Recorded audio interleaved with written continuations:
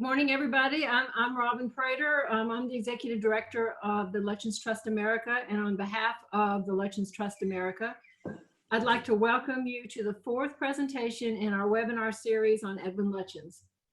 I'm really pleased to bring you this group of panelists. The conversations we've had about Lutyens and Jekyll have been really energizing for me, and I hope they will be for you as well. I'm going to introduce the panelists in the order in which they'll be presenting. Sarah Dickinson is our warrior in the group. She broke her elbow in the middle of all of our conversations and didn't miss a beat preparing for this webinar.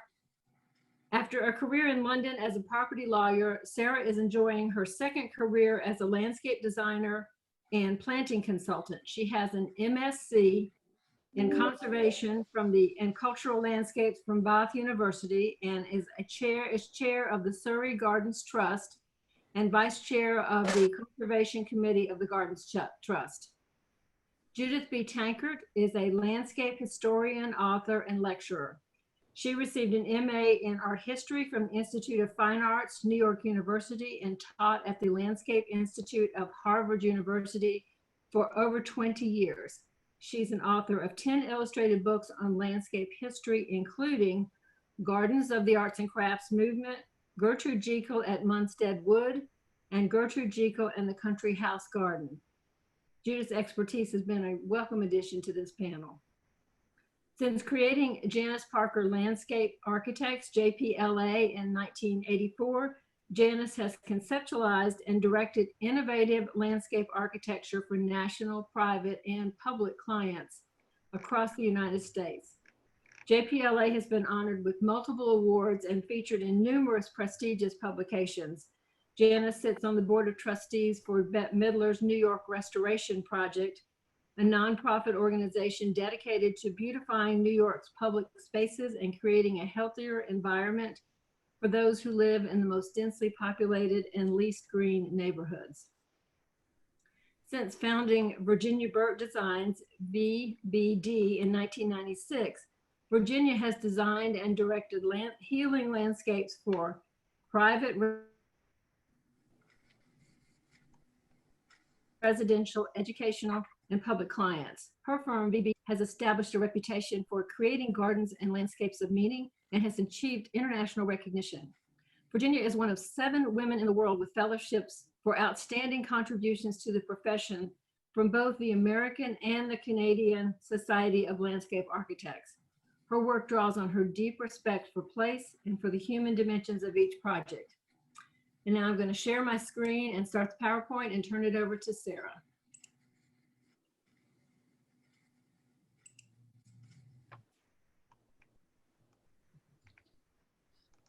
Good afternoon, everybody. It's almost a late afternoon here in England. I'll just wait for my first slide to come up here. So let's start with these sketches by Lutyens, which will be familiar to you all, I'm sure.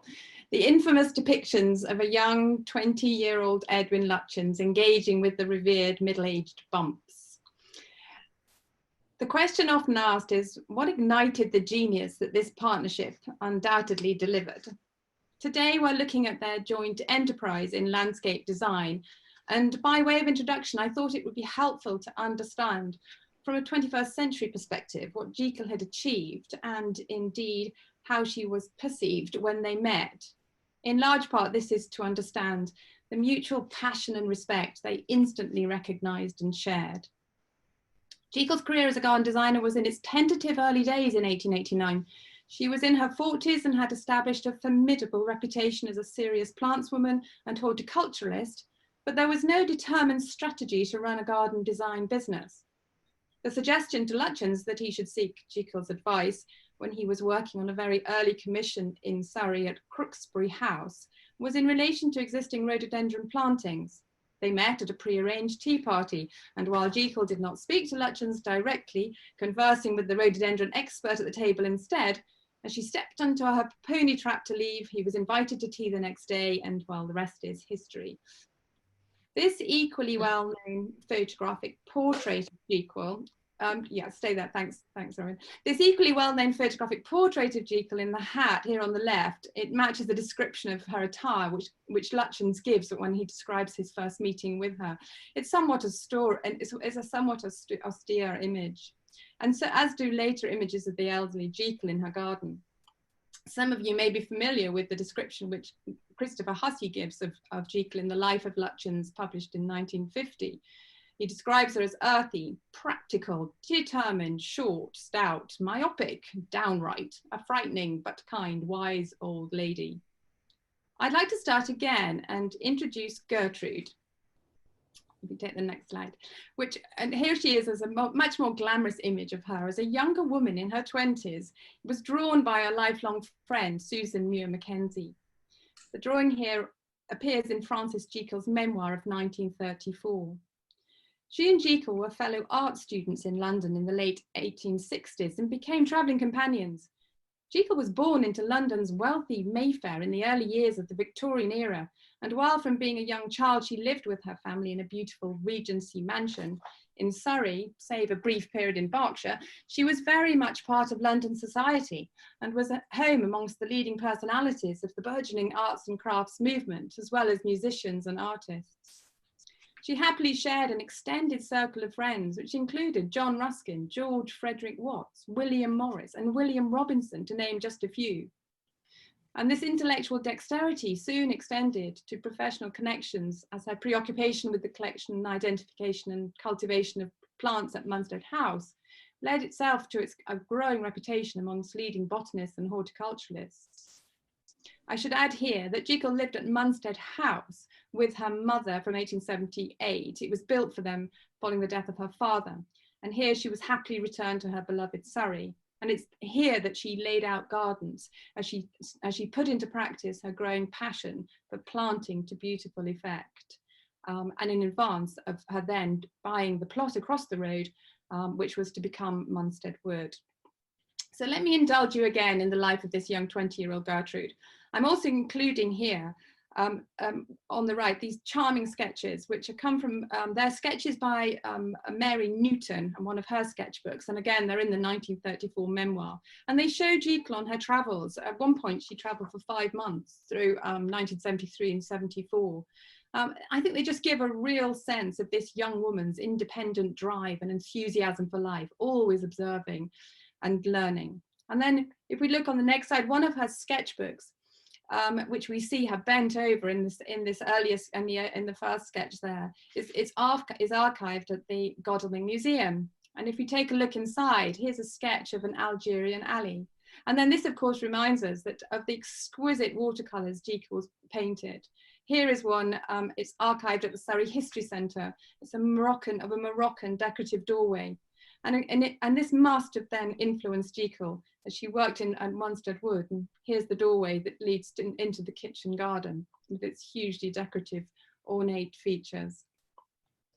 Jekyll excelled at the pursuits of a Victorian lady, that's for sure.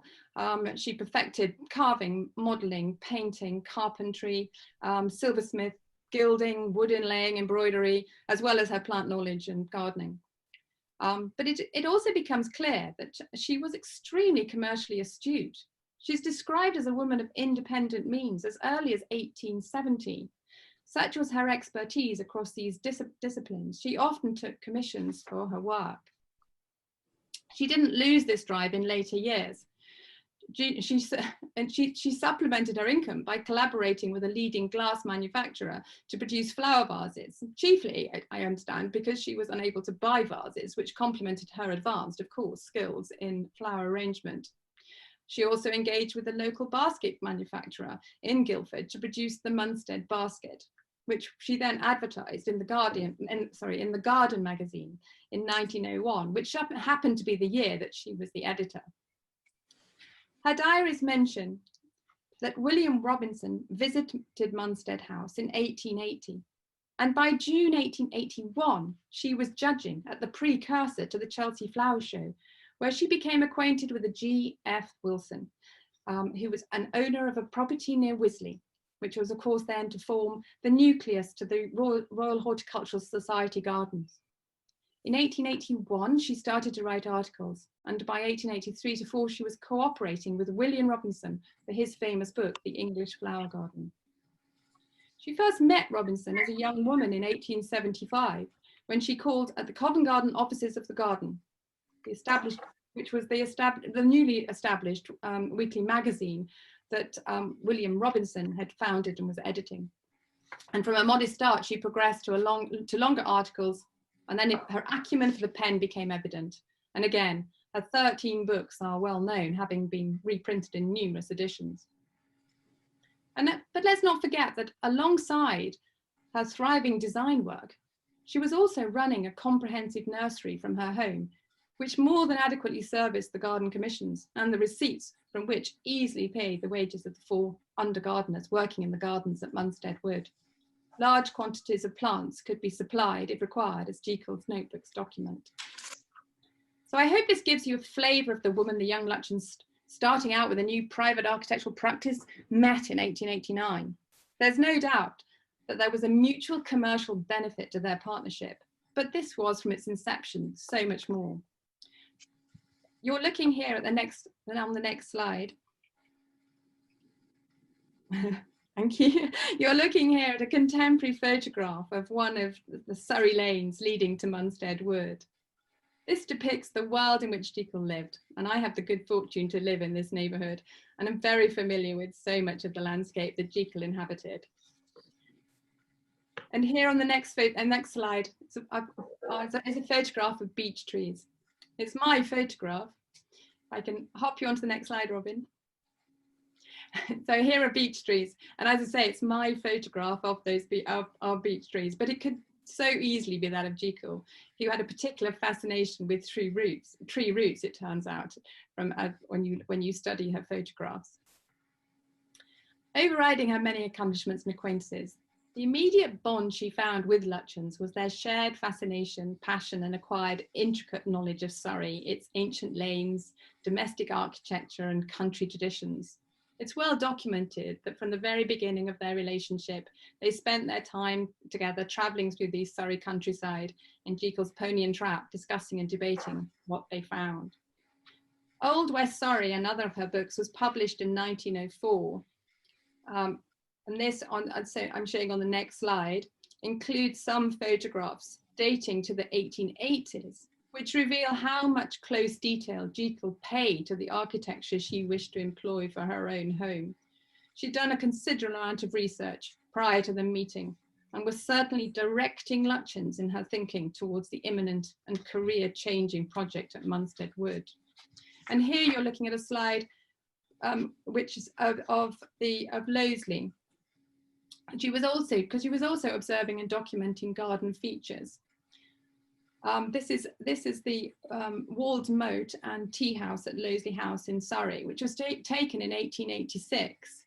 But I think this all conjures up a wonderful image of the two of them traversing the Surrey countryside in the pursuit of perfection, and here appreciating this wonderful example of exquisite landscape architecture.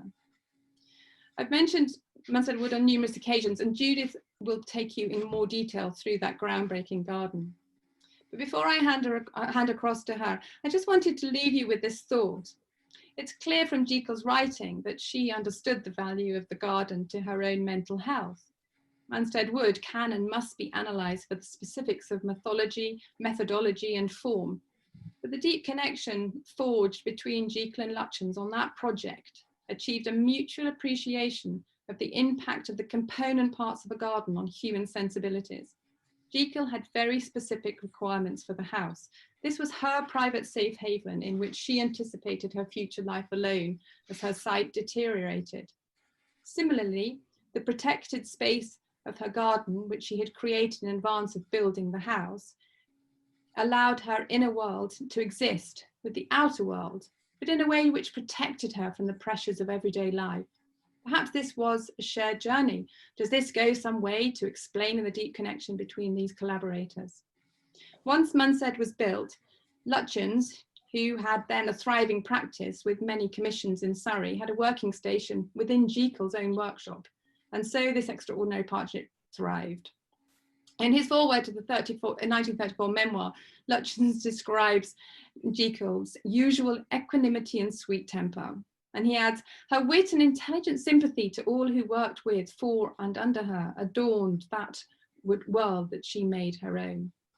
So you're looking at on the slide, although we seem to have lost it, Robin, I can't see the slide.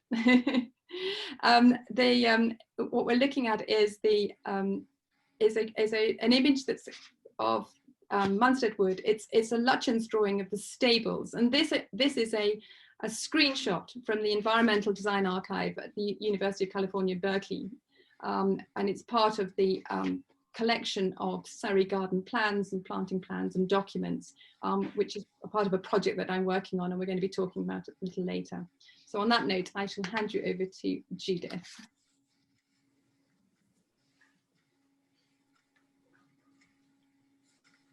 Okay, can everybody hear me? Yeah. Gertrude Jekyll lived at the hut while her house at Munstead Wood was being built, which she famously wrote about in her book, Home and Garden. It was published in 1900. The hut actually was one of 3 cottages that Lutyens designed for the Munstead Wood property. The first, of course, was the gardener's cottage, then the hut, and finally her own house, Munstead Wood, which was always considered a cottage. While living at Munstead House, Gertrude Jekyll used the hut actually as a getaway from her mother, so she could pursue her many crafts and her many friends. It's a perfect example of all the lessons that Lutyens learned while he was being tutored by Gertrude Jekyll. Next slide. Munstead Wood was sited in an old chestnut grove on a 15-acre piece of property that was really right across the lane from Munstead House. Gardens, unbelievably, were in place long before the house was built, which obviously is not the usual way of going about doing things. But discussions about Jekyll's dream house had been underway for some time. This is a picture of Munstead Wood as it is now. And the next slide, 100 years earlier, in a country life photo by Charles Latham.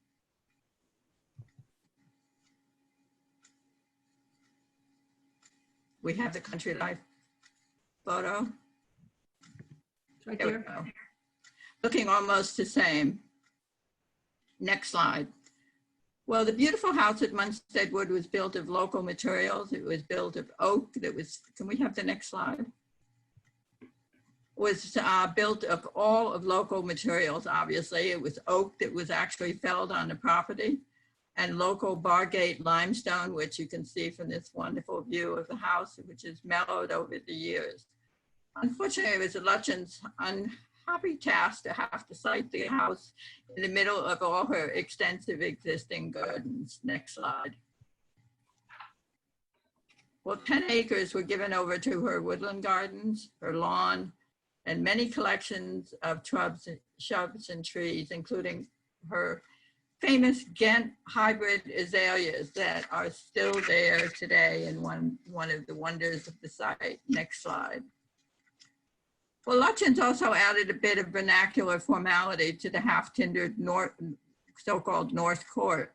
And this is where Jekyll grew her shade-loving plants and planters and lilies and all those plants that she couldn't grow in her borders. And the long swag of clematis montana, which shows up in the early pictures, still drapes the courtyard today. And of course, underneath the famous Lutyens bench, next slide, which made its first appearance at Munstead Wood just after the house was built. And if you look careful, you can see that all the team members who were involved in the design and construction of the house, including the builders, were commemorated on a wall plaque. Next slide. Well, Lutyens had his work cut out for him trying to integrate all the existing gardens with the house. And his solution for a tank garden was brilliant because it added a small amount of formality that linked the house and the gardens together.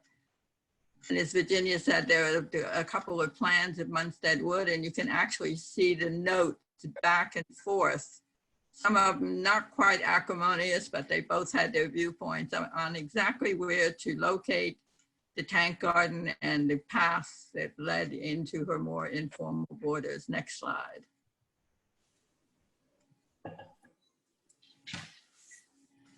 Next slide.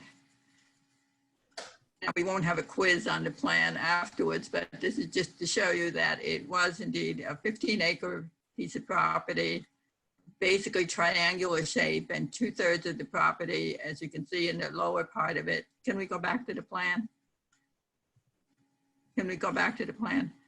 2/3 of it were her woodland gardens, and Munstead Wood is smack dab in the middle, and then the rest of it to the triangle at the top was where she had her working gardens. Well, Gertrude Jekyll's gardens, as I said, were mostly developed probably by the mid-1890s, and were in particular, as she writes in her book, Color in the Flower Garden, seasonal episodes or pictures that evolved from the spring garden and the hidden garden to an early June garden that surrounded the hut, and then her famous 200-foot-long main flower border, which bloomed only from mid to late June, recorded by many artists who visited Munstead Wood. There were also several acres of gardens in the, around the gardener's cottage and the loft, all designed by Lutyens, which were devoted to her working gardens and her nurseries. And here, in the previous slide, there was a painting by Helen Allingham, and here a present-day view of the Michaelmas daisy borders as they have been restored. Next slide.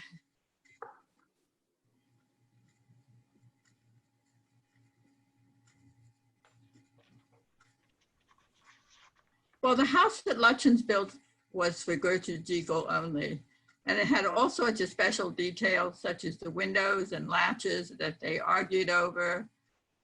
Gertrude Jekyll's photograph showing one of her windows with Tabby in the window, published in one of her books. As she said, as she recounted in her book, Home and Garden, "My house is to be built for me to be lived in. It is not to be built as an exposition of architectonic inutility." Next slide. Judith, you went out there for a minute on mine. Yes, put your comment in. There's also a great story behind the casement windows that we showed in the upper right. Ms. Jekyll told the story on herself. She said that she and Lutyens talked about pretty much every detail of the house. And when it came to the placement of the casement hinged windows, they disagreed. She said they should be on the outside lights, and he said they should be toward the inside. You can see in the picture that that's where they are today, but that's not where they were built. Ms. Jekyll overruled her architect, and then within a year had to have them moved. And she says in her book, "I feel bound to confess that in most cases, out of the few in which I put pressure on him to waive his judgment in favor of my wishes, I should have done better to have left matters alone." So the architects in the crowd may appreciate that statement. Next slide. There's a bit of the lag, I'm sorry. Yeah, next slide. Well, many of the details at Munstead Wood, such as this millstone that's in the middle of the courtyard by the North Court, you will see will reappear in much of their work together. And as an example, while working on Munstead Wood, while it was being under construction, Gertrude Jekyll's neighbors right up the lane, Sir William and Lady Chance, became very curious about her architect and decided to switch to Lutyens while their house was actually under construction by another architect, Halsey Ricardo. The result was a property called Orchards. It's probably their most famous and the best of the earliest of the Lutyens and Jekyll collaboration. It was a house that was much larger than Munstead Wood and actually took 3 years to build. But what was interesting about it, it had a wing in the courtyard for Julia Chance's sculpture studio, which is of importance because her sculptures would later adorn Marsh Court, Haywood Gardens, and a number of other properties. The grounds at Orchards were 26 acres, so they were almost twice the size of Munstead Wood, mostly scrubby woodlands, but nearer to the house, There was an area called the Grey Garden, an elevated Dutch Grey Garden. It reappears at Hesticombe, and also at Orchards, we see the first implementation of his signature half moon steps. We'll see those at Hesticombe and Folly Farm.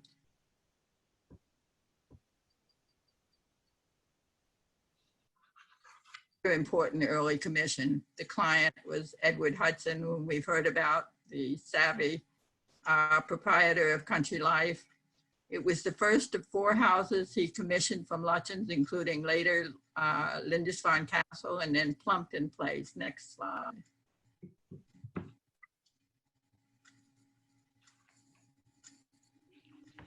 Next slide. Judith, I've got the one of the plan up. Okay, Deanery Garden is set in the middle of an apple orchard, so it combined both formal and naturalistic elements, a la William Robinson. And here the famous Rill and Tank Garden makes its very first appearance, and they would work on this theme throughout many of their other gardens.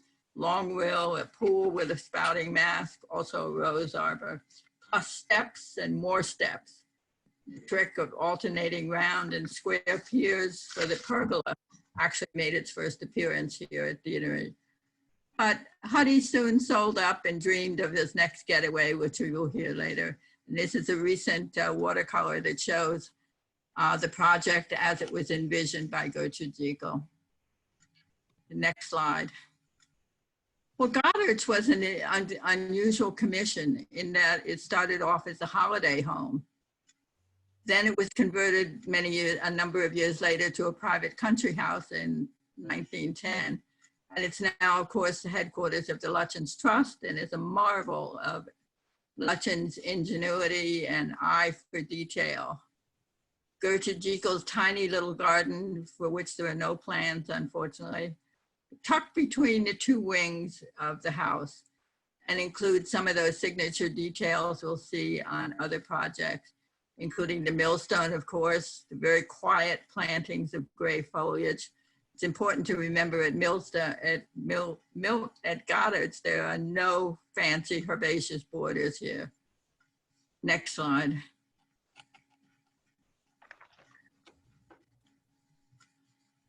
More details. Well, the next project in 1901, Lutyens had landed actually 2 important but very different commissions. At the same time, he was working on Little Facombe and Marsh Court. And it was at Marsh Court, actually, that Lutyens began to move away from his Surrey vernacular on the road to classicism. And the materials, of course, at Marsh Court were striking, located in just over the border in Somerset. White chalk, black flint, and red tiles. And the sundial in the previous picture says it all. Well, Gertrude Jekyll here was invited to do her magic, and together they designed this magical sunken garden, probably, which was meant to be seen from, rather than being in it, it was meant to be seen from one of the upper windows of the house. It had a surfeit of paving, every possible paving material and design he could fit in, he did. Of course, the long pool, which you've seen, which flanked by, you can't see it in these pictures, but Julia Chance's sculptures of hippocamuses. The pool plantings, or the plantings around the pool, were very simple, clipped boxwood, while the standard Jekyll herbaceous borders were reserved for the outer edges of the garden that were sheltered by high walls. And then below the water garden and down more sets of steps is an incredible tile-built pergola and reflecting pool. It's now a private home after many years of being a boys' school, during which time the gardens suffered much neglect. Next slide. Well, in 1904, Lutyens received a commission for a grand garden, but unfortunately had no house to go with it. Can we have the next slide? He turned his back actually on the homely Victorian manse and pulled out all stops with this incredible garden. Here we're looking with our back to the Victorian house over this splendid plat. Next slide. Was flanked by 2 water rills, one on each side, and then tank gardens at the end, where there are discontinuous pergolas that frame the view beyond. Next slide. There we go, looking back at the house from the tank. And there were plenty of other features in this garden, including a spouting mask at the end, at the beginning of the water rill. And remember, there are 2 on each side. And a mirror pool and an elevated rotunda that connected the plat to its very elegant orangery, which we'll see later. Next slide. Well, Gertrude Jekyll's dramatic plantings were designed for showmanship in this garden, unlike some of the elegant ones that she had at Munstead Wood. And here we have this mouth-watering picture of her double gray walk below the old Victorian terrace. Next slide. But Hestercombe is really all about Lutyens details, such as the pergola with alternating square and round piers that were first seen at Deanery Garden. And then, of course, there were the famous Lutyen steps in each of the 4 corners of the plat. Next slide. The water system actually was very elaborate and frisky. Water system began at the spouting mask, next picture, and ran down the rills and collected in tanklets next to the pergola, and then to be recycled in theory. Well, a number of years later, Lutyens came back and designed this magnificent classical orangery that incredibly had mini plat plantings in front. Next slide. And a little bit of orchards reappears in the elevated Dutch garden with gray foliage plants.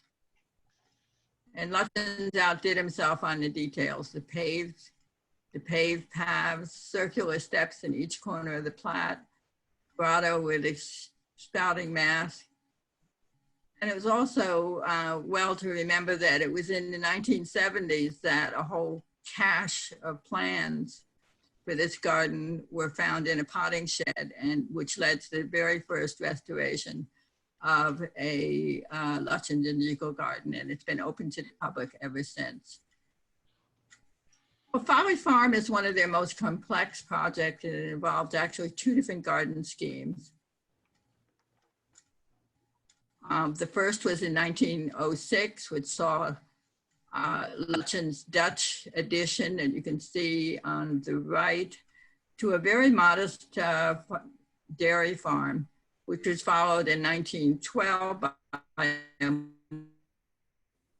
more elaborate scheme, where you can see the plan. The plan showed that it involved 3 water gardens, multiple parterres, a kitchen garden, and much more. Unfortunately, there are no photos of the first scheme and no plans for the second scheme, which is very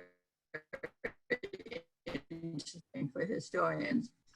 But the plans for the earlier scheme have notes back and forth between Lutyens and Jekyll, which really show how they work together. Steps here, one says, no, here, showing how they work together. Well, the Dutch water gardens were the main features, including this canal garden that was added in 1912 in front of the earlier edition. And then this curious addition that he did in 1912. And the next slide shows a tank garden. Well, today, Folly Farm is privately owned, and the gardens have been fully revitalized by Dan Pearson's studio, closely following the original Country Life photos. Well, meanwhile, Huddy was getting restless, and he spotted an old castle on Holy Island in Northumberland. Next slide. Next slide. Next slide. And he worked with Lutyens on rehabilitation and improvements for Lindisfarne. Can we have the next slide? It's up on my screen, Judith. No, I'm only looking, okay, there we go. I was able to include a large garden that was designed by Gertrude Jekyll. Unfortunately, Huddy was quickly over budget with the instructor. So what they did in the end was they decided to refurbish a tiny walled garden. It was some distance from the castle, which you can see from the following pictures. And it was here that Jekyll did her magic plantings, providing tender plants from her Surrey nursery that did not survive. It took a lot of work to keep the gardens going due to the fact that Lutyens, in the midst of renovating the garden, had been restored on several times and are now a property of the National Trust. Well, after a lapse of many years, they came together again at Gladstone Hall in Yorkshire, which, can we have the next slide? Their final collaboration. And it's here that we have all the usual partnership elements, the long water canal. Then this fine. Next slide. It's up, Judith. I just don't think you can see it. There we go. There's Gladstone. Their final collaboration. It's here that we have all the usual partnership elements that we've seen for years. The long water canal, a grotto with a spouting mask and steps, and all these things we saw there right from the beginning. But here the house is in the classical mode, and obviously he's moved very far away from the circular, from the Surrey vernacular. And then finally, in their heyday, Lutyens and Jekyll partnership enjoyed a wide publicity, primarily in Country Life magazine and all their book publications. And as a result, many period architects and designers, both British and American and European, as well as potential clients, were well aware of their work. They worked on nearly 60 other projects together, such as Lambay Castle, located in Dublin Bay. Plus, each worked independently. Gertrude Jekyll collaborated with dozens of other architects, but never with the harmony that she enjoyed with Lutyens. And some of those projects include the Manor House at Upton Gray in Hampshire, Barrington Court in a National Trust property in Somerset. And Lutyens, of course, did many projects without Jekyll, ranging from the intimately scaled Great Dixter, a symphony of steps and arched doorways, to Castle Drogo, the Irish War Memorial, and New Delhi. You can read more about all of these projects in my book, Gertrude Jekyll and the Country House Garden, from the Archives of Country Life. Thank you. And at this point, we're going to turn the program over to Janice Parker and Virginia Burt. And we're going to give you a minute. Could you discuss the question, what makes Lutyens and Jekyll important, both in context and as a model for architects and landscape architects and designers today?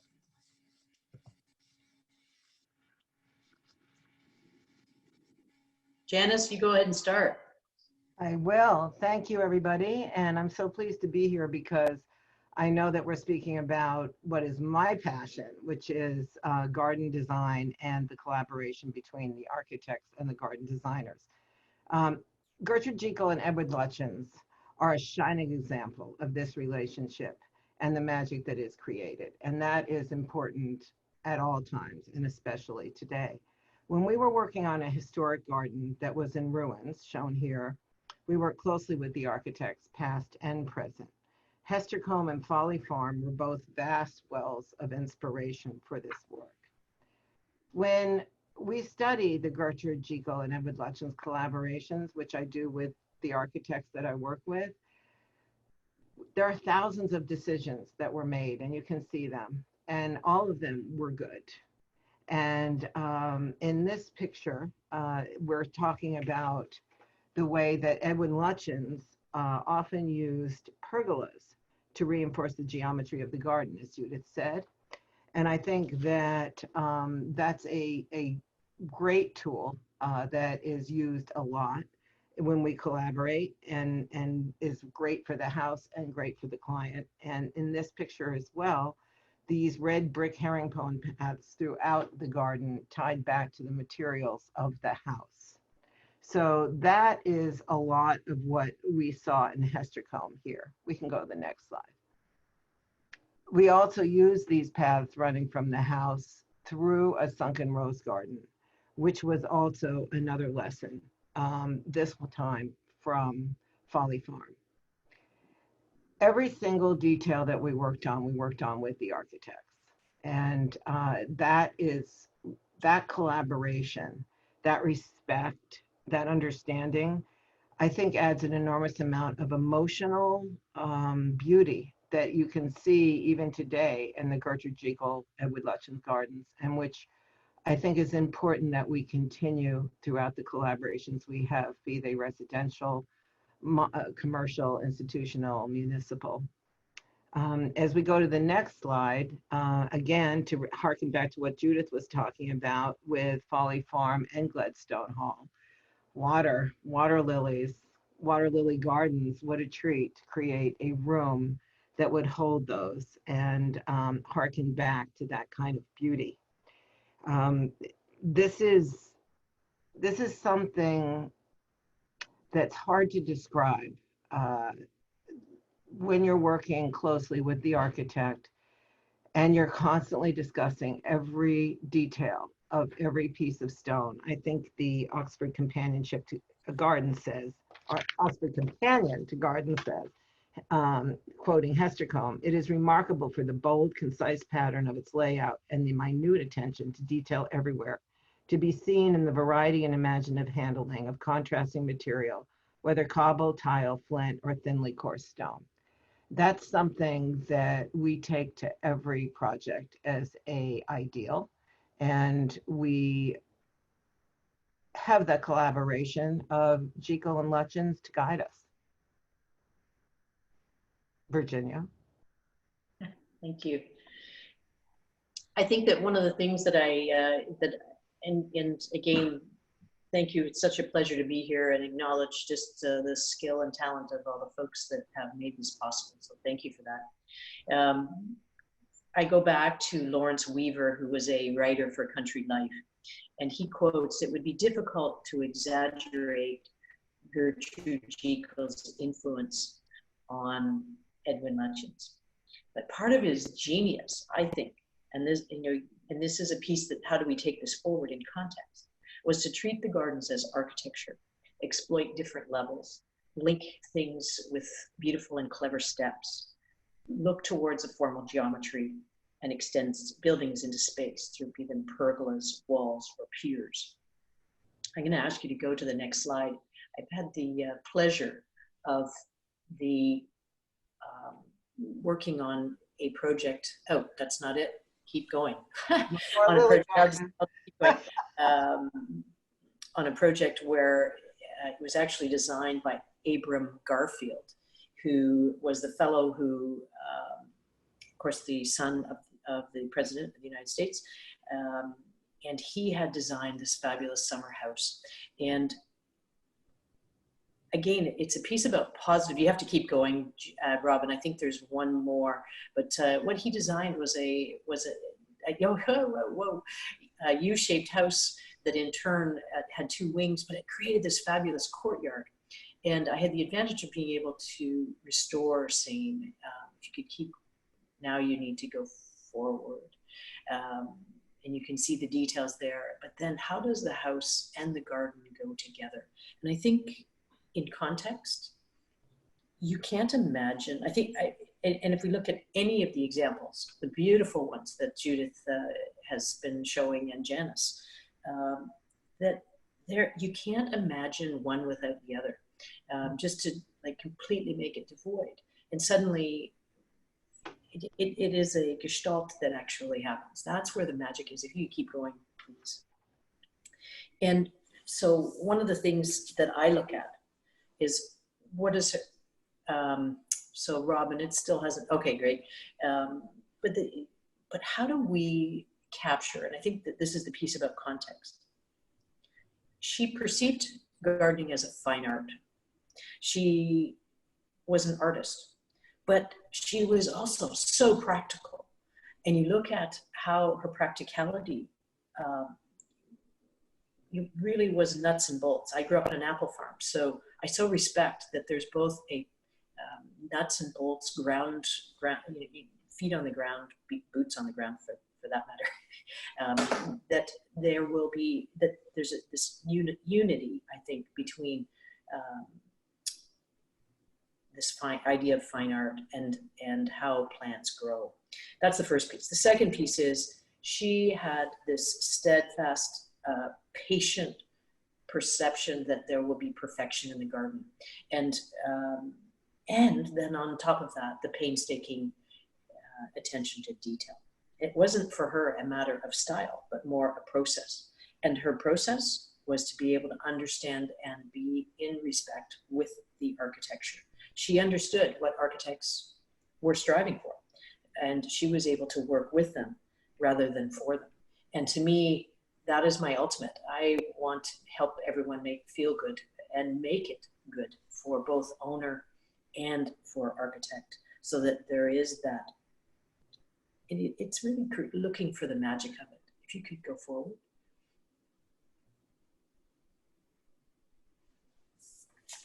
The other point that I wanted to be able to make is that, again, it just comes back to this idea that each enhances the other.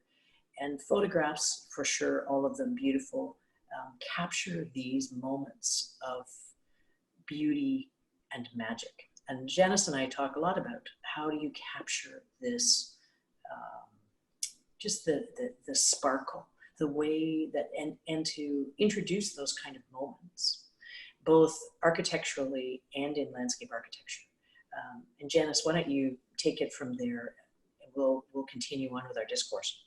Well, we do talk about it a lot, and we've worked on discussing a lot of historical work done by women landscape architects and garden designers. And Gertrude Jekyll, I think, you know, she, as a plantswoman and as a garden designer, was outstanding. But we always have to remember that we are looking at photographs, many, especially the old and historical ones, from a moment in time.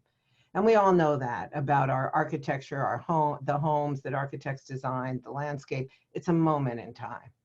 And it would be so interesting to think about and understand, how do these gardens plan for the 12 months of the year and the outside and the way the space is used, and how do they plan them for the long term, for maintaining them, not, you know, taking care of them, preserving them, learning, so we can learn from them, so we can visit them, so we can see them. And I understand that's exactly what we're all talking about today, and how important that is. And it is a constant search for the magic, and at all times, not just at high summer, that we're after, and the struggles that we have. And we share that same vision with the architects, as we know that Lutyens and Jekyll shared. And I just have to say, all I ever wanted was to be somebody's Aunt Bumps. And you know, I've been lucky that has happened a few times. And it's a constant learning process, but the amount of information that there is when you visit these gardens and you look at them and you read the research that Judith and other scholars have done, it is more as valid today as it was then.